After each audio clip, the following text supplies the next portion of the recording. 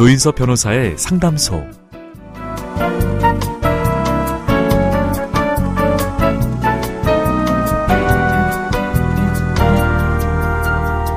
바둑을 둘 때 한 발 떨어진 거리에서 구경하던 훈수꾼이 묘수를 짚어낼 때가 종종 있죠. 구경꾼의 눈에 기막힌 수가 보이는 건 승패에 대한 부담 없이 한 발 떨어져서 바둑판을 바라보기 때문이라고 하는데요. 복잡한 일도 한 걸음 떨어져서 바라보면 어떨까요? 조인섭 변호사의 상담소 지금 문을 열겠습니다.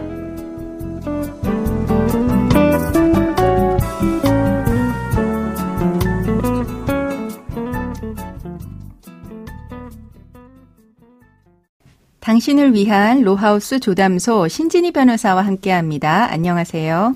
네, 안녕하세요. 법무비 신세계로의 신진희 변호사입니다. 오늘 상담소를 찾은 분은 어떤 고민이 있으신지 사연으로 먼저 만나보겠습니다.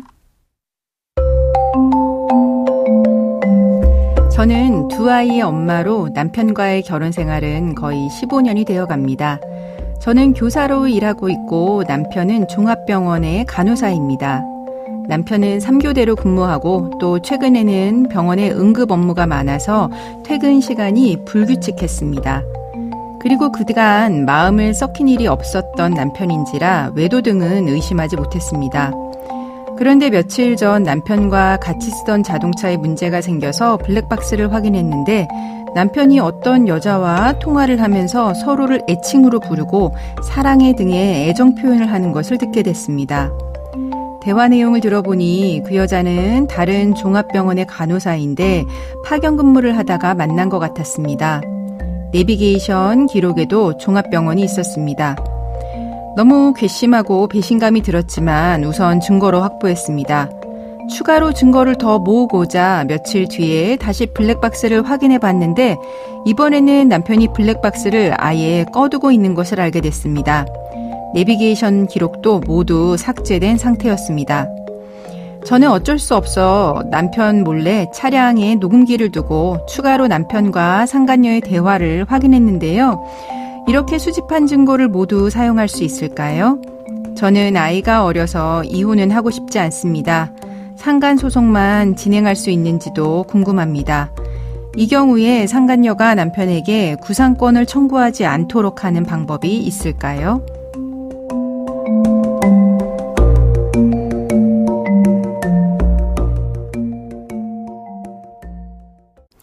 조인섭 변호사의 상담소, 오늘은 블랙박스 영상의 증거 능력에 관한 사연이었는데요.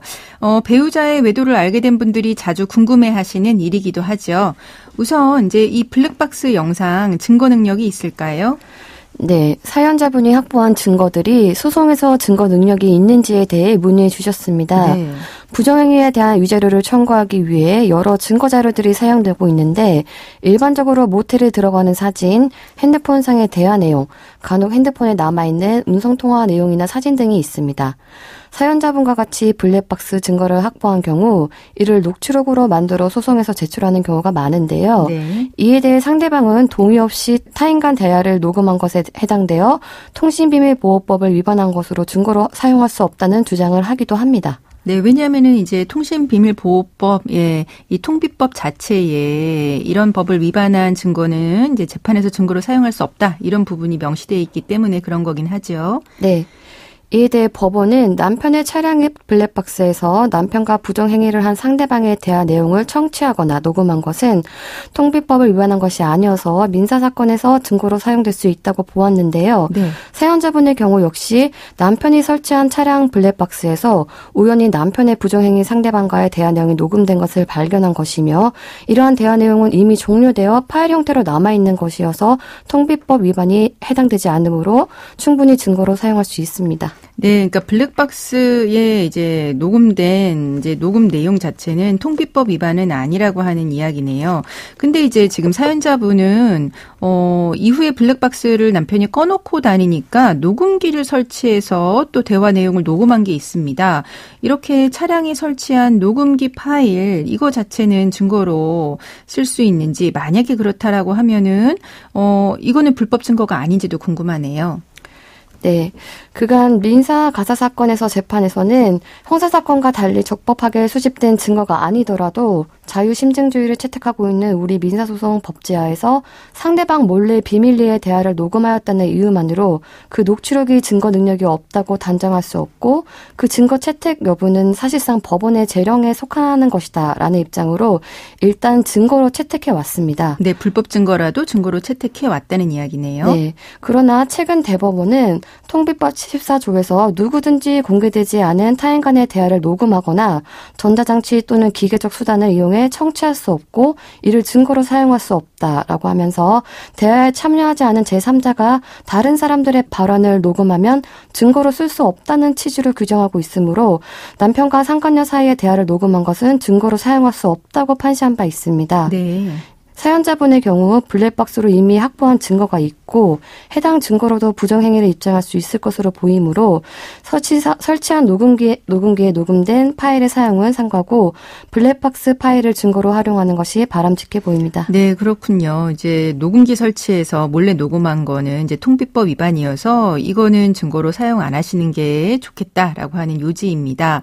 근데 이제 사연자분은 이혼은 원하지 않고 상간녀 소송만 진행하길 원하세요. 근데 이제 구상권이라고 하는 이야기가 나왔습니다. 그러니까 상간녀가 구상권을 행사하지 않았으면 좋겠다 이런 이야기를 하셨는데 우선 구상권이라고 하는 거는 뭘까요? 네, 우선 구상금 청구권이란 타인 대신 채무를 변제한 자가 그 타인에 대해 가지는 상환 청구권입니다. 이 사건과 같이 부정행위와 같은 공동불법 행위는 가해자 각 개인의 행위에 대하여 개별적으로 인한 손해를 구하는 것이 아니라 네. 그 가해자들이 공동으로 가한 불법 행위에 대하여 그 책임을 추궁하는 것이므로 공동불법 행위자 중 1인이 자기의 부담 부분 이상을 변제하여 공동의 면책을 얻게 하였을 때에는 다른 공동불법 행위자에게 그 부담 부분의 비율에 따라 구상권을 행사할 수 있다는 것입니다. 네, 말이 어렵죠. 그러니까 쉽게 말하면 부정행위라고 하는 거는 남편과 상간녀가 같이 한 것이어서 법적인 책임이 부진정 연대 책임이라고 하는 겁니다. 네, 그래서 이제 둘 중 한 명만 이 손해배상 책임을 지면은 다 끝나는데 문제는 지금 사연자분은 상간녀한테만 손해배상 청구를 하려고 합니다. 그래서 상간녀가 이제 손해배상 청구를 하면 이제 상간녀 입장에서는 나는 부정행위 같이 해서 사실 남편이랑 같이 책임을 져야 되는데 나 혼자 책임졌으니까 거기에 대한 반은 남편한테 책임을 묻겠다라고 하는 게 구상권이라고 하는 거죠. 근데 이렇게 이제 사연자분 입장에서는 내 남편이니까 상간녀한테 이제 구상권 이제 청구 당하지 않기를 바라는 건데요. 이렇게 구상권 청구 방지하고 싶은 경우에 할 수 있는 조치 뭐가 있을까요?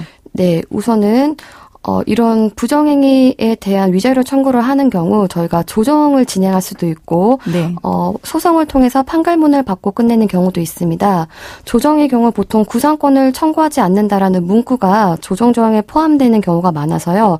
이 경우는 크게 문제가 되지 않지만 소송의 경우 판결문 주문에 이러한 문구가 포함되지 않기 때문에 더욱 고민을 많이 하실 수 있을 것 같습니다. 네. 이 경우 사연자분이 입은 전체 정신적 손해액 중 상간녀의 부담 부분에 해당하는 위자료 액수만의 지급을 상간녀에게 명하여 주시기를 재판부에 부탁드릴 수 있고 이런 경우 재판부에서 이런 사정을 참작하셔서 상간녀의 부담 부분에 해당하는 위자료 액수만을 판단해 주시기도 합니다. 네, 그렇군요.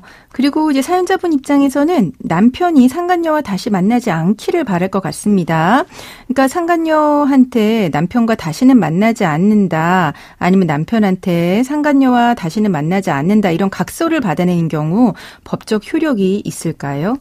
네, 일반적으로 이런 상간자에 대해서 각서를 작성하시는 경우 더 이상 배우자를 만나지 않겠다라는 내용과 함께 이를 어길 시 위약금을 지급하겠다라는 약속을 각서 형태로 남겨두는 경우가 있고 네. 적법하게 각서가 작성되었을 경우에는 효력이 인정될 수 있습니다. 네. 하지만 일반에게 너무 불리함을 강요하고 구체적인 사정에 비추어 사회 통념상 타당하지 않은 점이 있다면 각서 내용 그대로 법적 구속력을 갖기 어려울 수도 있습니다. 네, 그렇군요.